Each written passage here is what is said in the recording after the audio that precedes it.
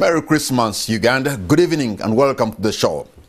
Now, 2023 has been a year of ebbs and flows in the economy and on the political scene. The rise in the cost of living and government being short of money are just some of the issues that have been a constant throughout the year. On the political scene, there has been the usual tug-of-war between dominant ruling party and an opposition that constantly tries to punch above its weight. Tonight on this spot, we look back on some of these issues and others with the Shadow Minister for Finance, Muwanga Kivumbi, and the spokesperson of the NRM Parliamentary Caucus, Kintu.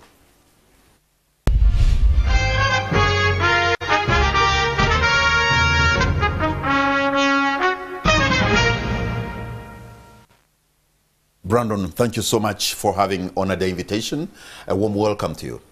Thank you so much, Patrick. It's always a pleasure to be hosted here so that we can share. And I love the topic because 2023 has been a year of great success, some challenges and beautiful moments. So I'm glad to be here this evening. We're supposed to be also joined by the Honorable Muwanga Kivumbi. I think you should be joining us shortly. I should also say there is a parliamentary party going on and you're missing on it.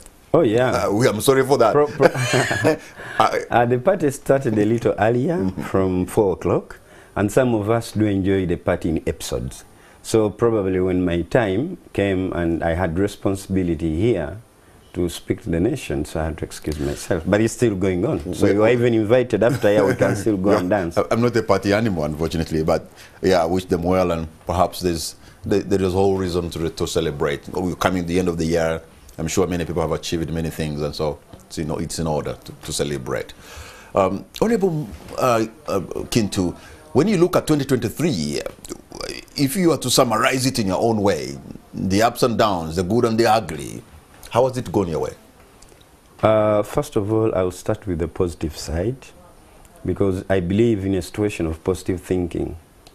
And I don't know how round you want me to express this, but I will start with Parliament, where I've gotten an opportunity to work in that year. Is that in Parliament, this year that is going down, we have passed bills. We have passed bills that are not only in favor of parties, but for the whole Ugandans. Some are very economical, some are just tightening up our laws to make sure Uganda follows the motto, for God and my country. We have also, as members of Parliament, who I especially gladly knew, looked out, thought, reflected on the legislation. We have been watching our colleagues that we have seen from a different, making the legislation. We have learned. We had an opportunity to share it out with them. This very Parliament also, we are, let me start with the hottest. We are hosting a very big conference of all the Commonwealth speakers and presiding officers. This is a very great opportunity, Patrick, and I'm very glad that we have hosted this event when I'm in this Parliament. And this year that is winding up, so we've been into preparations, and the Right Honourable Speaker and the committees that she has put in place to ensure that we have a successful one. This year that is winding, just on Tuesday, Parliament of Uganda won all the East African Games. We did not leave anything, even if there was a competition of laughing or cheering or dancing, we won. There was a lady, a parliamentary member of parliament that I saw. I really felt so proud. It's when she sprinted and leaving her colleagues really quite a big distance. Yeah, that's the Honourable Alebo from Soroti. That was terrible. And then this year that is going, we have stood together as Parliament and said, no, our country, our motto is for God and my country. We say no to sexual minorities and transgender. This has been there. So this year, in terms of Parliament legislation, like I told you, we have passed so many bills. We have interacted. We have also had moments. We have also had moments like any other institution. We have not probably been up to speed doing out our oversight work as we do appropriate money in some agencies of government, because you still hear when the Auditor General comes up with a report and there are issues of corruption and what. We have had moments where our colleagues, some colleagues, have been sent to disciplinary committee, which is ugly to see. We have also seen people wanting, I don't know whether that's demonstration or acting, where they almost someone grabs a bell. Those are sad moments to see, because out there people look at Parliament with a lot of confidence and comparison to other previous Parliaments. So those moments were slightly dark, but we are still learning, we are still on. Okay, so it will depend on how specific you would want to ask. I know you talked about the issue of legislation. Maybe I'll get to that later. However, the bill that you passed, an anti-homosexuality bill, well, Ugandans are supportive of that, but you know also it's coming to debate in many ways. Are you also aware that the Holy Father, the Pope, I'm told, has said it is okay for priests to bless gay marriage? It's good you have said you are told. I was looking for it. Actually, this afternoon... It has been on international media. Yeah, this afternoon, I have taken time to read. And they did not write Latin. It was just English. You know, the Pope is very Latino, and sometimes it takes some time for us to appreciate and maybe interpret. And understanding sometimes is not really very compulsory too. But I read what is said by the media that was written by the Pope. You know, the Catholic Church has criteria of getting out information. If you read today's papers, you also saw that there is a cardinal who was also giving response to the same. So I wouldn't really want to give a big comment onto that, not because I'm a Catholic, but I know we have doctrines and norms in the Catholic Church. So I'm sure all right. The church is getting organized. I don't want to get into that as much as possible, but what I know, Honorable Kintu, is that is what has been a topic to discuss as we wind up the year. Whereas you are fighting anti-homosexuality, it appears, you know, this is the voice we're getting to hear. But let me leave that. It is. But I can still give you my opinion. It's coming to debate because we have seen the reaction of the, you know, developing partners, and that's of concern, isn't it? Well, when you talk about developing partners, I want to assure you and inform you that Uganda is a private sector-led country. This is evident where I am now. This is a private company. How many people are you employing? How much knowledge are you reaching out there? Some people are watching me from Muwanga, my village. So with this wider scope of going into private sector and empowering knowledge, we wouldn't debate, because we can still be on our own. Uganda is a private sector-led country. We have resources. So we wouldn't want to depend that because of A, B, C, D, we should be inclined to this. There are some students who want to go to some faiths, some churches, because they want to study. When they quit, they still continue. Honorable Kintu, I don't want to push you more on that, because that will be sub judice. The issue is still in court. Some people have gone back to court to challenge that very law. I don't know what's going to come out. Let's wait for the merit. But as a legislator who voted, yes, I still have a right to tell people about it. Yes, yeah. But what I know is that there's a court case, and we don't know what the judiciary is where it will go. One of the most issues that stands out in 2023 was the disbursement of the parish development model money. Because that's 1 trillion shillings into the economy that has been injected. Maybe it's the biggest investment, social investment, into Uganda's peasant economy. When do we begin to see the dividends of PDM? And if they have gone into farming, which I think most of them will, what happens if there's a bumper harvest of maize, of tomatoes, of onions? Because I'm saying that with a worry. When you drive around Kampala, you'll find somebody holding a bunch, you know, so many pineapples and selling you 5,000. You know, there is a way how a farmer in Uganda is likely to make a loss, because I don't think the NRM government, for which you speak for in Parliament, has prepared the farmers to add value, but also look for the market. What is going to be produced, because it only takes a few months. All members of Parliament, the Speaker of Parliament gave us a recess specifically to go and supervise and check out on the parish development model. Because like I told you, we do appropriation, so we did appropriate money. So we needed to see. I don't know about your parishes where you come from in your district, but I'm sure that your parish chiefs and the administration of the district, up to laid out the ground level, they must be doing something. I don't want to give examples of the pineapples I see in Kampala, because the major agenda for the parish development model we are making sure, and we are trying, and we want to make it on record, that we can extend, we can uproot poverty from the village level. We are looking at having village banking to the parish level, where money cannot really disappear in administrative structures. But when we have programs down to the parish, in places where, because this is for boosting agricultural products. So people in Muwanga, for example, what are they engaged in? What enterprise are they engaged in? People are engaged in so many things. We are into mixed cropping and farming. We have specific farmers who are into sugarcane.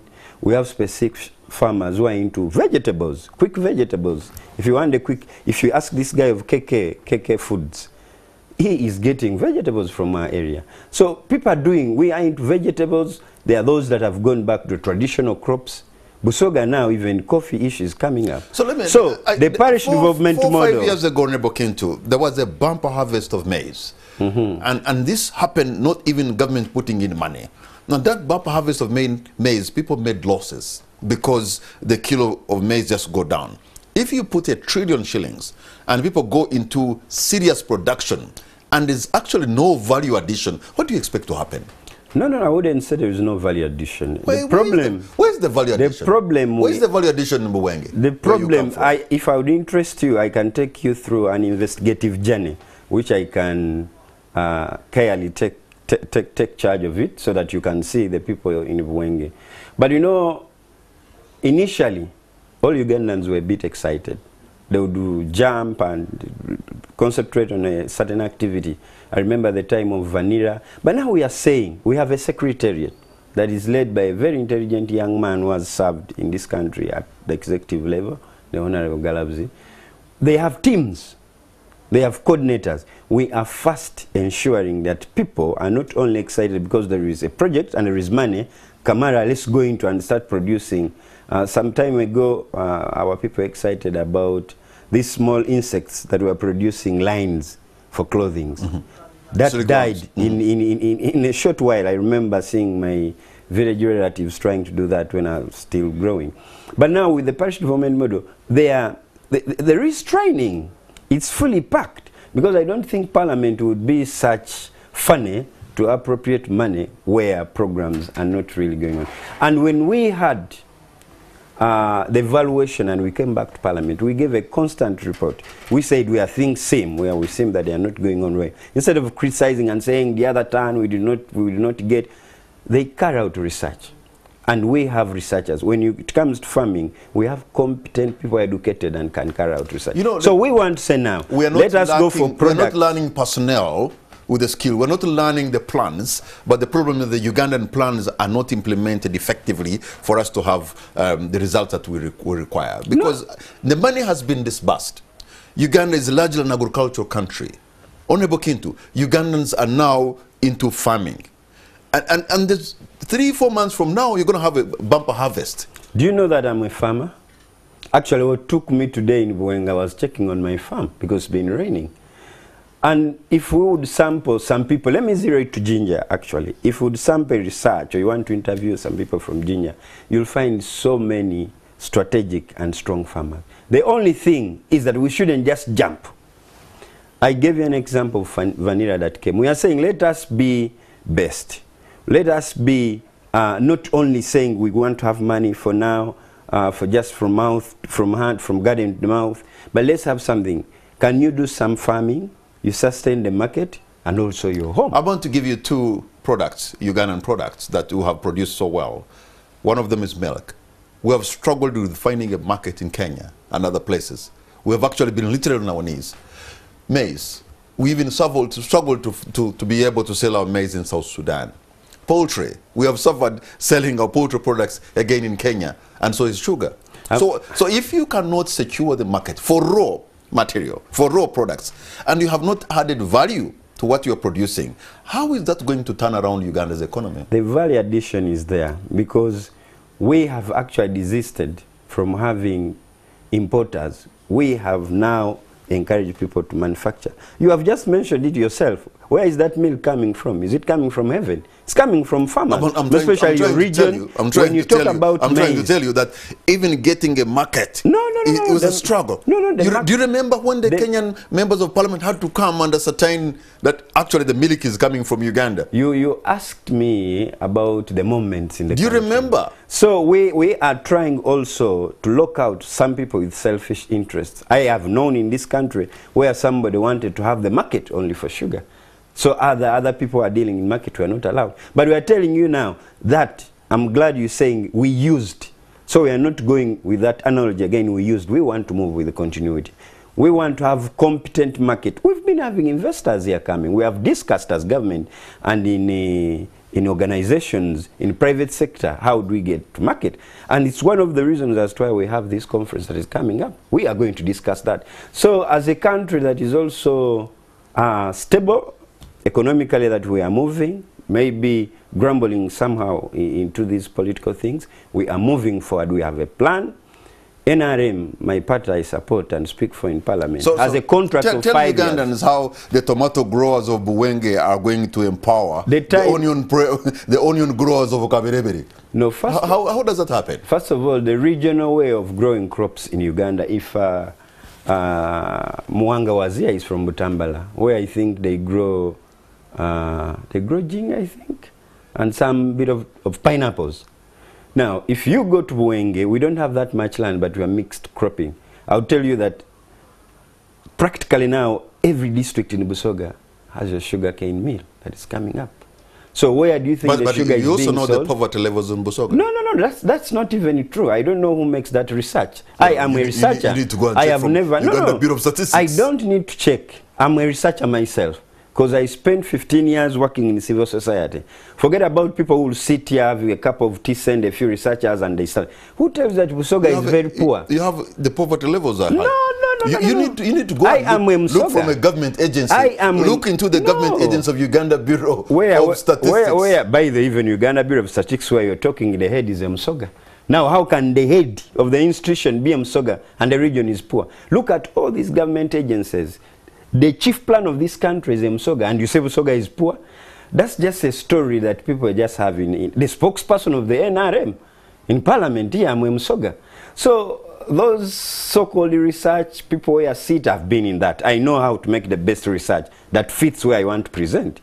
So Busoga, you can't say that Busoga. How are they benefiting if quite a number of people are actually the biggest brains in this country that are serving? We have Busoga. Well, let's not dispute about. By the way, this is not an attack on Busoga as a nation. I'm helping other people to understand that really Busoga. This is not an attack on Busoga. I'm one of those journalists who actually went to break the stereotypes I've had. I've done about 5 features of Busoga from Kaliro to Bugiri to Mayuge. And to Ginger. So I have a fair understanding of what Busoga is and how the people of Busoga have contributed to Uganda, and there have been so many fasts of Busoga. But also, the poverty levels in some areas, according to statistics, have shown that Busoga has not done well. And one of the reasons, some people say, is because of getting into the sugarcane business. Ricardo have not helped so well. They need to track the history. When did the Ricardo business start? And how far? Sometimes you can go make your research. Let me give you an example. If you went to Kaliro and you're at Kaliro Hotel, have you gone to Namwiwa? Have you gone to Gadumire? You can be in Vujiri. Have you gone deep? You've been to Jinja. Probably you make your research at Source of the Nile Hotel. But have you gone to Chitanaba? Like my village, Yokaira. To get deeper, you're going to find serious business people. Like I told you, Uganda is a private sector-led country. People are into business, but they are not going to compete with you guys who are in Kampala, that you have the same. These people can sustain, they can take us to school, because that's how some of us studied up to where we are now, and we can eat, and we can deal with community issues. So the level... So convince Ugandans, money has been given, they have chosen their enterprises by themselves, and they're going to produce perishable goods. Give 3-4 months, they will be on the market.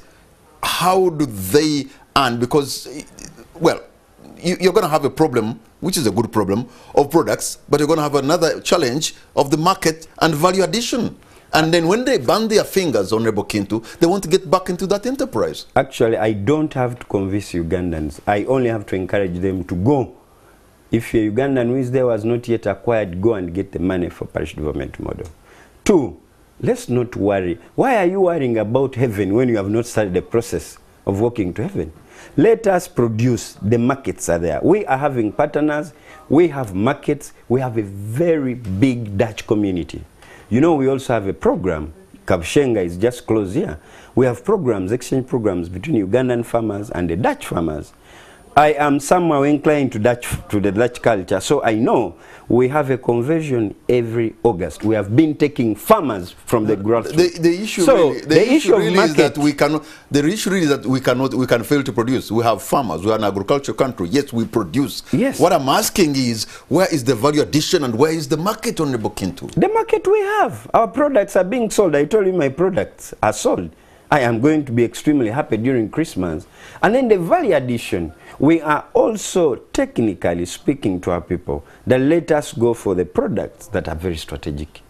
And we have people who have done that. We have those commercial officers also training. Our people are not sick. They are not, they have stopped this bando.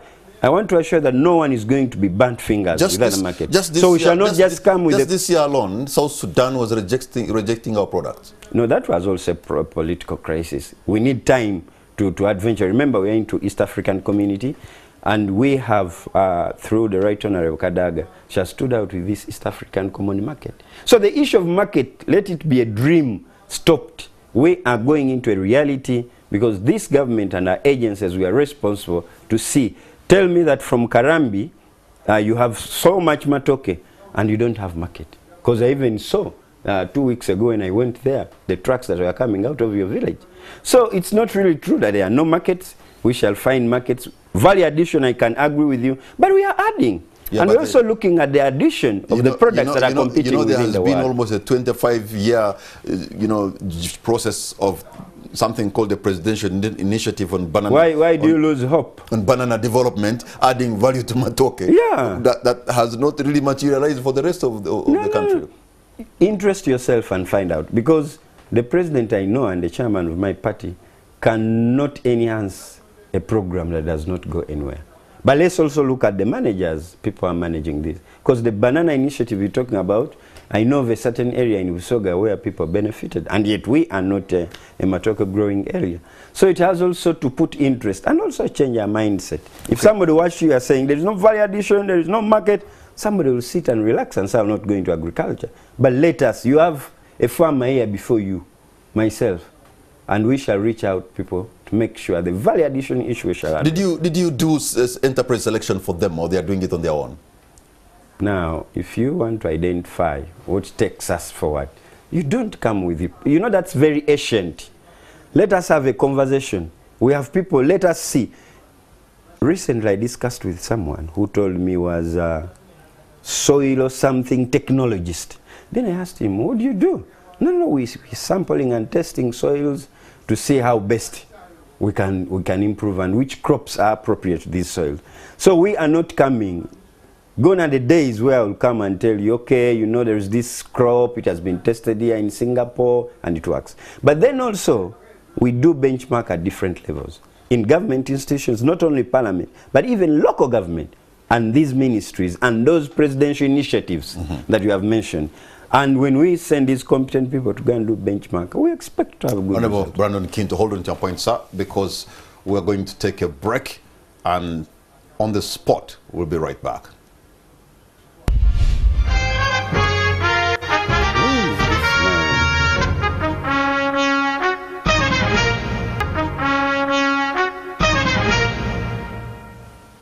Welcome back. You're watching On the Spot. My name is Patrick Kamara. My guest tonight is Honorable Brandon Kintu, the spokesperson of the NRM Parliamentary Caucus in Parliament, and we're looking in 2023, the year that is about to come to an end. the good, the bad, and the ugly of that year. He seems to be very positive. He thinks we've gone through the 2023 very well politically. But let me bring to your attention the issue that is also going to be a highlight of 2023, and that is the mergers of the government agencies. When they were created, these agencies and departments of government, they were meant, I think, to ease service delivery. Do you think, in your view, it was at the beginning an error of judgment to have these agencies? And why close them now? Because they were supposed to solve an issue, address an issue. First of all, there are some agencies that have really worked. And when it comes to service delivery, I was just being reminded here by my town clerk in Muwanga, who is also ensuring that these services are going up to the implementation level. In places where they are urban raising, those services have reached. I'll give you an example like the rural electrification program. I don't know much about you, yeah, but I've gone through your village. But if you go in our villages elsewhere, you'll even find a small mudded house with a light in the night. We don't need to move with torches in our villages now because houses have electricity. That's a service because it has reached everywhere. When you look at water, these agencies, you'll go deeply, but you'll find a home with a tap of water. So these agencies, some of them have reached what we expected them to. And not only the services of Uganda, like something that is infrastructure physical, but let's also look at employment. So many people have been employed in these agencies because some of them have authorities, they have administration, and they have really worked. So the agencies came, and that also brings to what His Excellency has been talking about. That's also value addition in services. That we can think wise. We say, okay, we have Uganda electricity something and blah, blah, blah. What can we add on to quicken the services? We add and the services come. So it wasn't an error, but like you see any other country, government that has a plan, we also saw it wise. Some agencies have done their work. The ministries and the rest can still kick. The authorities that are in charge, they can still continue. So it cannot be very necessary again. So you seem to suggest, and you have a school of thought, that these agencies have done a lot of good. Obviously, they have had professionals, they have had people, better corporate governance, and they have added some value. And the question is, if this is a winning formula for service delivery and for Uganda, why change a winning formula? No. We have a plan for this country. We have government. We have three arms of government in this country, and I guess elsewhere. We have the judiciary, the government, the legislature, and the executive. So if the managers of the country, we the managers of the country, see so very fit that we can do, and some of these agencies are not just disappearing. We are saying, get back to the mother ministry and continue. We are not introducing new services, but we are going to do for continuity. Yeah, but so managers, they don't have the same energy, the same work ethics. The same work ethics. Because you yourself, you're actually lauding them, commending them for having been able to do much better. For having infused some energy, and you can see results. You did that because they could not have done so in their mother ministries. And now you're taking them to places where you thought they could not deliver then. When you want to manage and equip knowledge, you don't keep the same personnel. Many years ago, we had recruiting officers at the district level, and they were called the personnel. Now we have human resource manager, human resource director, human resource, whatever you can call it. So if we have created an agency to speed up our service delivery, there is also a process of training and learning. The staff within, and these are the same staffs, because who tells you that when Patrick is thrown out, maybe when Patrick is removed from being a director, is not into human resource in NTV? So we are not saying get rid of the human resource we have trained them so they will competently continue to do the work. We are simply changing that. Tonight I'm putting on a change. Tomorrow I may put on tomorrow I'm going to put on a kanzu because I have to go for the introduction of Honorable Sewanyana. Will I be changing the person? The issue of remuneration is different because the pay also motivates the kind of work. Who tells you that? It does. Who pays them? The pay is different from the ministry. Who is paying? Who is paying them? So the same person that is paying using the same employment policy will still be guided on to proceed with pay. We have government ministry officials who are working competent and paid now. And these patriotic, gallant men and women of Uganda, they are not interested for a pay. They are service. But one of the reasons you have said before is that you're trying to cut costs, you're trying to be frugal. Not in that sense. You can probably understand it in a different way that you can choose. But we're also looking at, we have been comparing so many agencies. Sometimes people compare from Europe, but now we are saying let's look at Kenya, let's look at Ghana. And you must be able to be motivated in your thinking, financially, in the style of work. So it isn't bad, but you know that we have an employment policy in this country. We are moving to, I don't want to drag you into the minimum wage stories, but we are looking forward to that. So the agencies are not dying out. I don't want to be diverse into that bigger discussion of who pays what, who determines and what, but you asked about services. Yes, the agencies have done a great service. There are those that in our wisdom as managers we are saying, go back to the mother industry so that we can continue from what you have inaugurated and started and serving, and we create other avenues for the service. So the government that wants to be frugal, that the government that wants to look for money, and I know, for example, URA has been struggling to this in the last one quarter.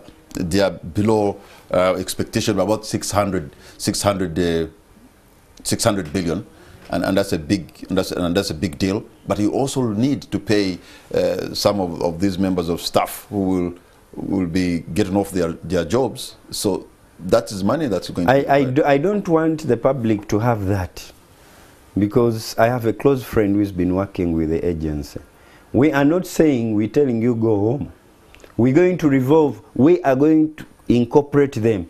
Where did these guys come from? They are coming from these ministries. Where did they come from? You have to go back where you came from. But we are giving an opportunity. In some agencies, for example, there is a directorate of water in an agency. There's a directorate of water, let's say in the Ministry of Water. I mean, how are you going to have the same people do the same jobs in the ministry? I mean, how do you have people of the same skill, the same docket? That is not true, because these directorates are signed by their responsibility. When you go to church, there is a director of vocation, there is a director, there is a chancellor. In some cases there have been a duplication. These directorates have not been designed for offices. They all competently. I would still interest you that if you can go and find out, the name may sound for you thinking they are doing the same work, but they are signed. We have a chief administrative officer, let me give you the quickest, in the district, but we have also a resident district commissioner. And in these areas they have sub-county chiefs and town clerks. And we have the commercial officers. So you wouldn't look at it, because these directorates, whom are they employing? These are fellow Ugandans, and they are employed in different specifics. We are going into a modern world, appreciating technology. So don't look at it that they are doing the same work. You need to interest yourself to find out. At the very beginning, Honorable Kintu, what were they supposed to cure? What have they been doing? That will be the question. And as what is there anything you say that they have been doing? Yes. If they have been doing it, how fast, how impressive is it been to the development of this nation? We are also building, save for the tangible, Patrick, we are building competent human resource. Let there be managers, let there be directorates, because these are designed to do different roles. And they have to be paid. What is intriguing is that you believe that they have been able to add value. I don't only believe, I see value addition. Yes. Yeah. But at the same time, you stop them, and then you wonder why would you stop something that seems to be working? We are not. You are. We are not. Because when you created them, you saw a gap. We are not. And when they came in, stopping them. When you created them, when government created them, they have served their purpose, and they are still going. They are going to still continue. Have you heard them? Have they brought a petition here saying we want to have this public petition that we are sacked to go home? And there are terms of stopping them. That in the process, as we continue to do this process, and as Parliament, and as the caucus of NRM, we have had that topic, we have had that document talking about it. We are still also going to internalize, because we have workers MPs. I've not seen workers coming to Dr. Vyakaton and the rest, or Honorable Margaret, bring a petition. So let's not assume, let us continue to empower, There is a process. This government loves people. Okay, I want, as we try to look into 2023, because that has been one of the highlights. Of course, the PDM was a bigger highlight.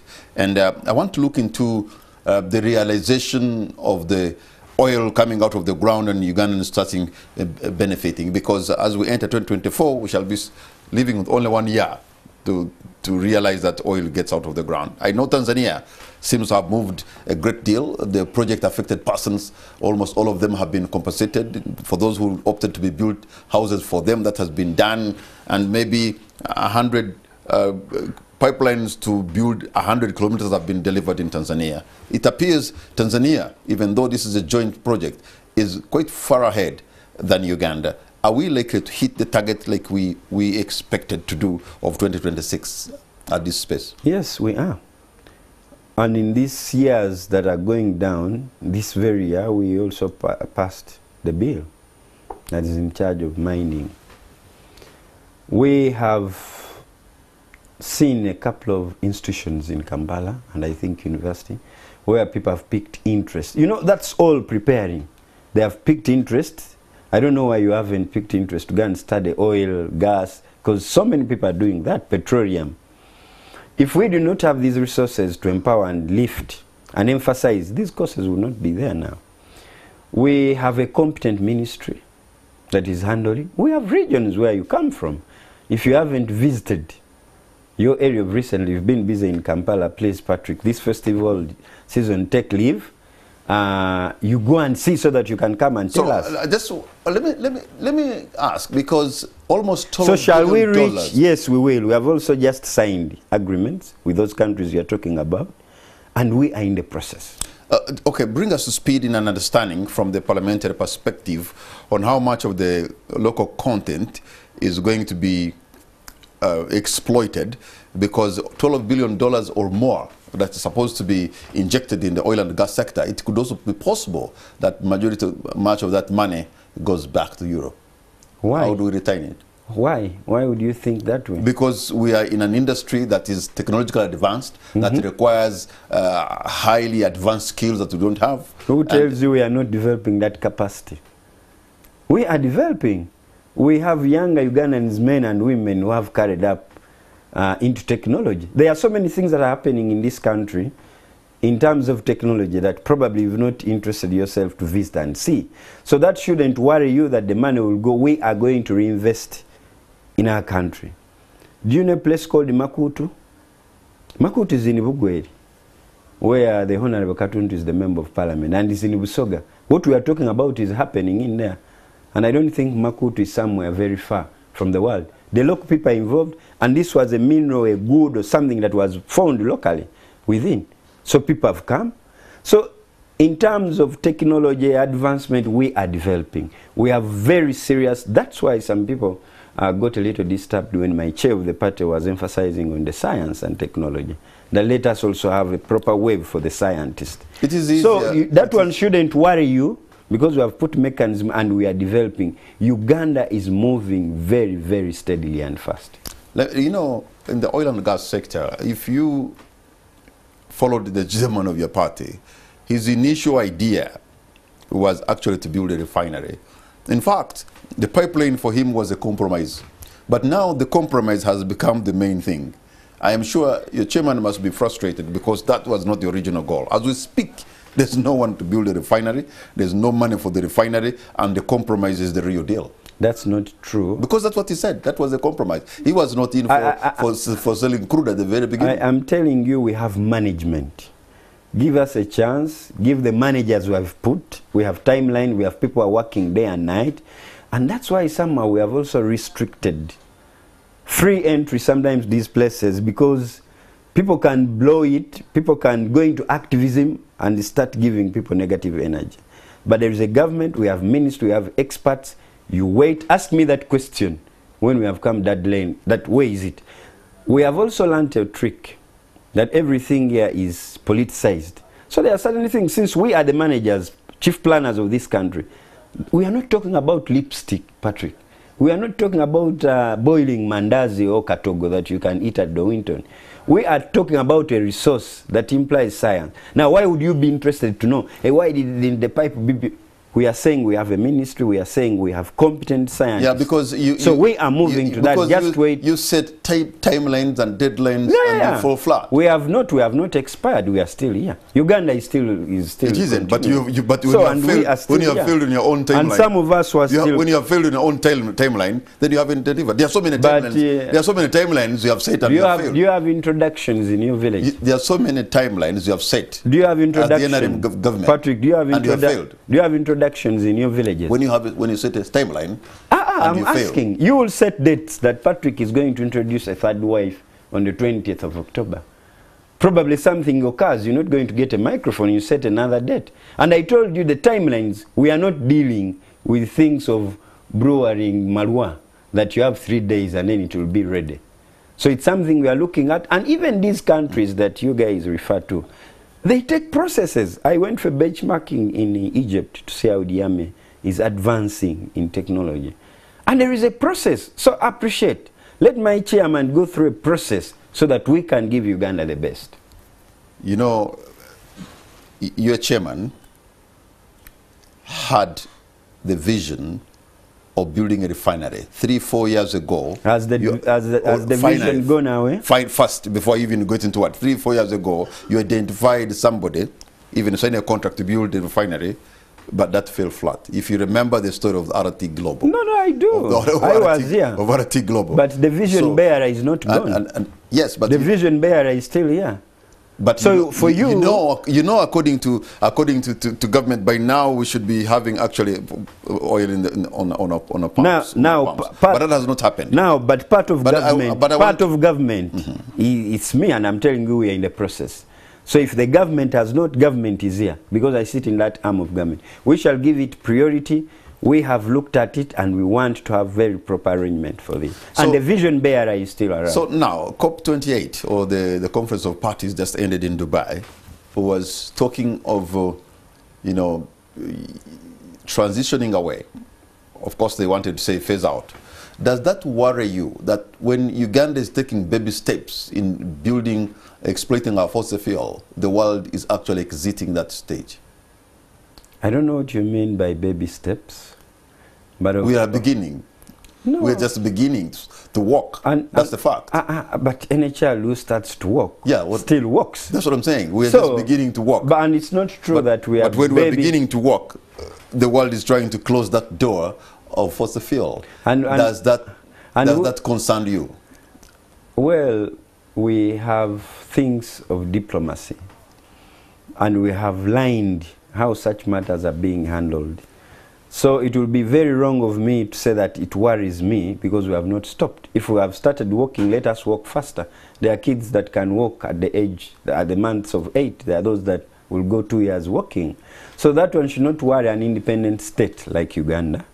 But we also look at such statements and issues, looking at our diplomatic. Yeah, but the world is trying to move away. That's for the world. Uganda is also part of the world. Yeah, but we're selling to the world. We're supposed to be selling the world, and you know, and they have to set a timeline when we are even just beginning to walk, just beginning to take that journey, and the world is saying that journey should be coming to an end soon. That should be an area of concern. Do you think every Ugandan here, strong men and women, went to those mighty schools they call mighty schools? Are they not serving their nation? Are they not being productive? If you went and just looked at the story of members of parliament, if you looked at the story of my prime minister, or the speaker of parliament, or Gwanga, the honorary minister lost, the mom was giving a story. Isn't he a minister now? So you should not worry whether you have started working. As a country, we have a plan.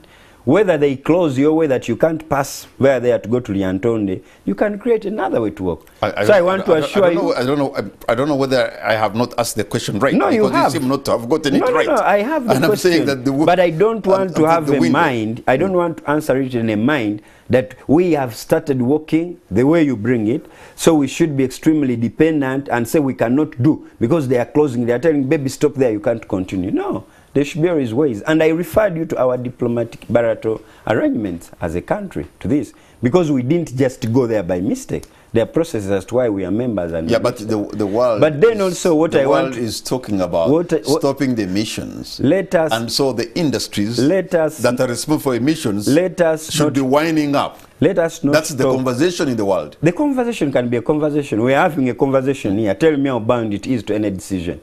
But we are conversing now 2 hours. And then, if the other one is being closed, have you forgotten that we have a new member state on the East African community? We can reorganize ourselves. The Eastern African community started with only 3 countries. Mm-hmm. How many are we now? So we are building more forces. We are opening the eyes. And that's why now you have my Right Honorable Kadaga, who is now fighting for the East African Common Market. So don't be worried. I am not worried because I have no program of dying tomorrow or going away from this country. So I'm not worried, but strategically, we must think strategically, how do we empower our regions to make sure that we can have an advocacy and a strong force? Because that's what is worrying you. Yeah, so they are closing, they have finished closing where? We also have a regional force that will help us to realize what they would think after closing would not go more. I don't think you have understood the question. I have fully, very well. But I don't want to answer the way you really want me to answer. I don't think you have understood the question. You have answered something very different. I'm talking about the issue, the environmental concern, the global warming, the world positioning itself away from fossil fuel. But how even though this is a finite resource that's now tell me, how does the environmental, global warming, how does that factor if they are saying, okay, we close sitting here in Dubai or elsewhere to discuss. How will that practical affect you here in this country? Who is going to... Because it affects your market. No, come on. We create... If people are looking for alternative source of energy... No. Who tells we don't have a market? I told you we have a force. We have a community that we are trying to integrate completely. Who tells we cannot have alternative in our community?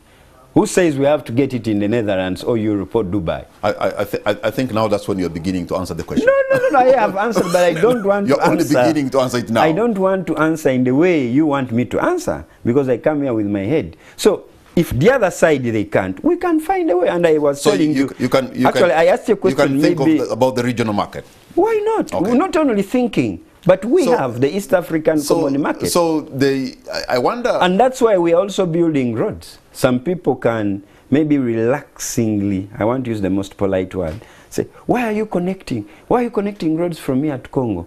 And we don't have a road that comes from Chitanaba to Buwenge. But the question, Uganda is a landlocked country.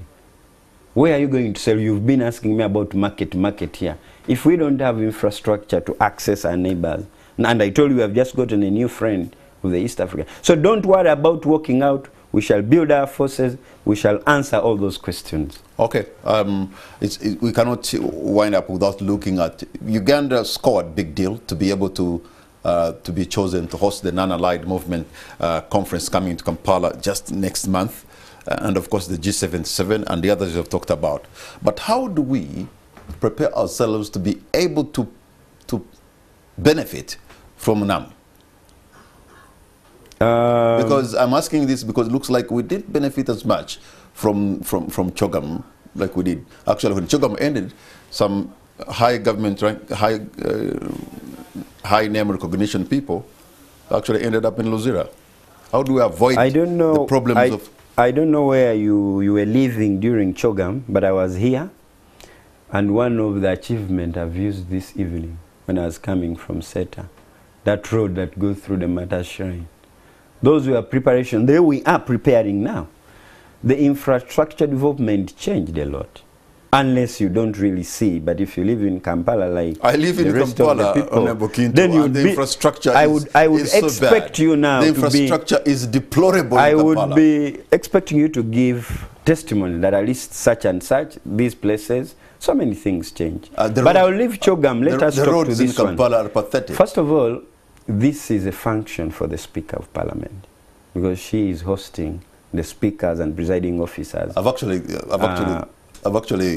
first of all talked about the NAM, the non-allied movement, which is bigger than... which is also coming. Yes. Yeah, which is also coming. So there are so many opportunities. I don't know which area you want me to answer, because there are some practical, we are seeing things changing. Kampala is changing where? Let's take a drive. We have lights everywhere. I can drive you through Kampala tonight. I've offered. Kampala is in a pathetic state. No, that's not true. This is the capital city of Uganda. Yes, and I know state. you have not jumped or you did not use an helicopter or something to come here. You've been driving.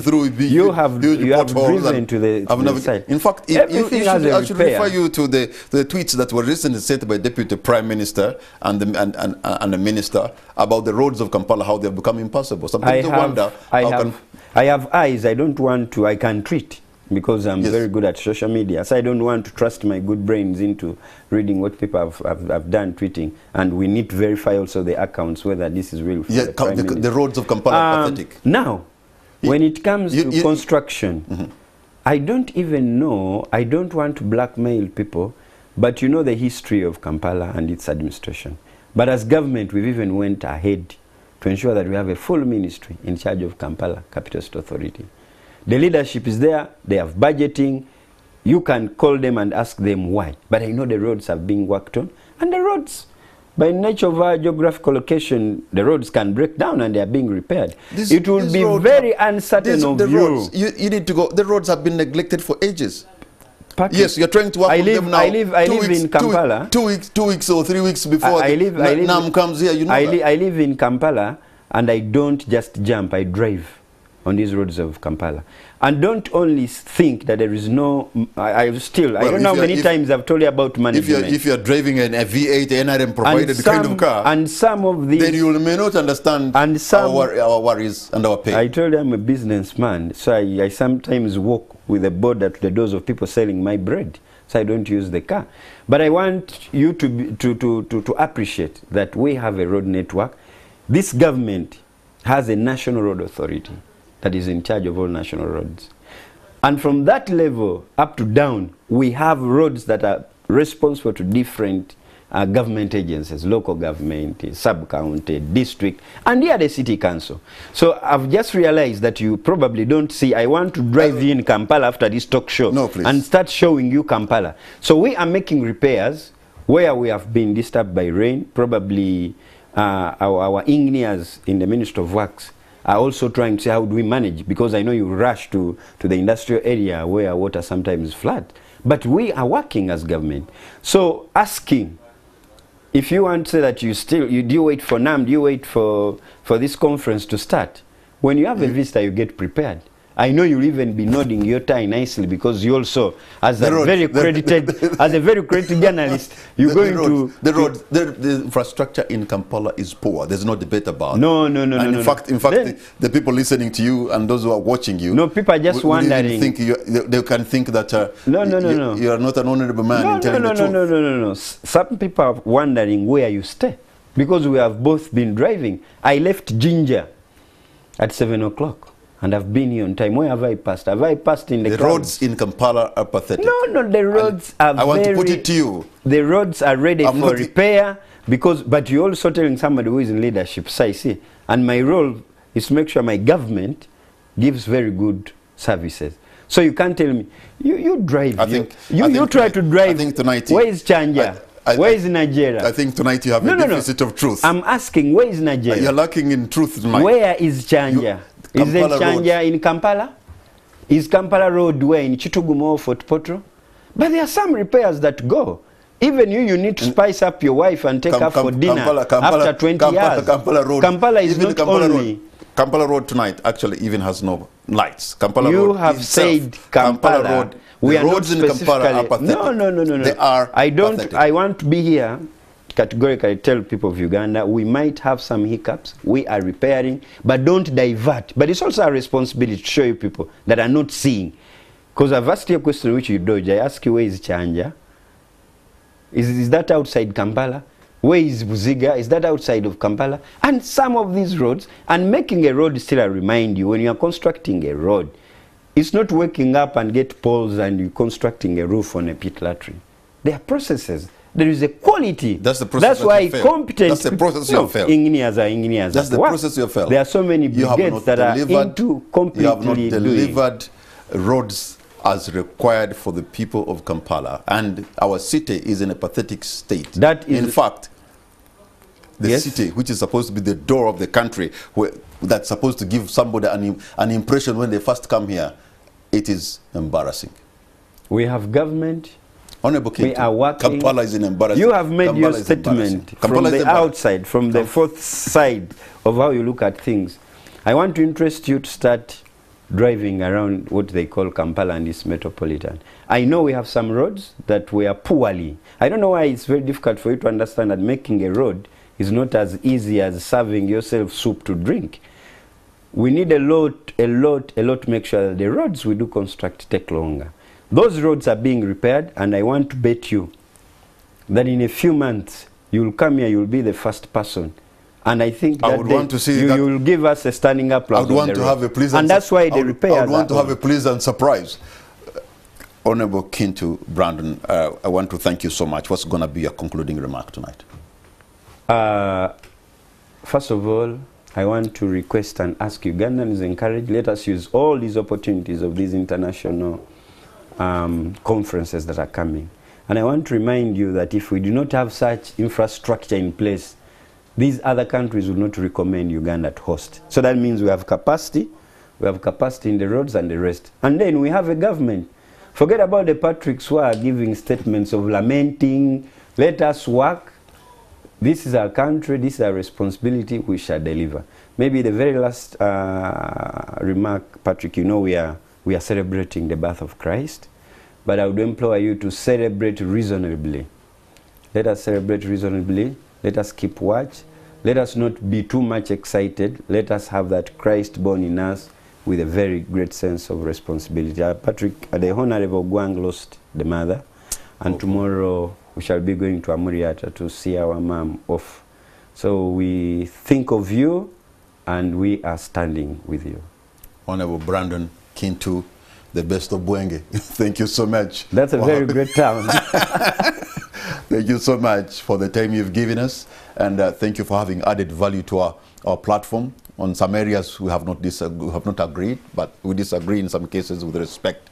And most of all, I want to thank you, the viewer, for the privilege of your company for today, but also for the whole year, because this is the last On the Spot show of 2023. So I want to thank you for having moved with us all this year, and we hope we shall also do this in 2024 and even do it much better.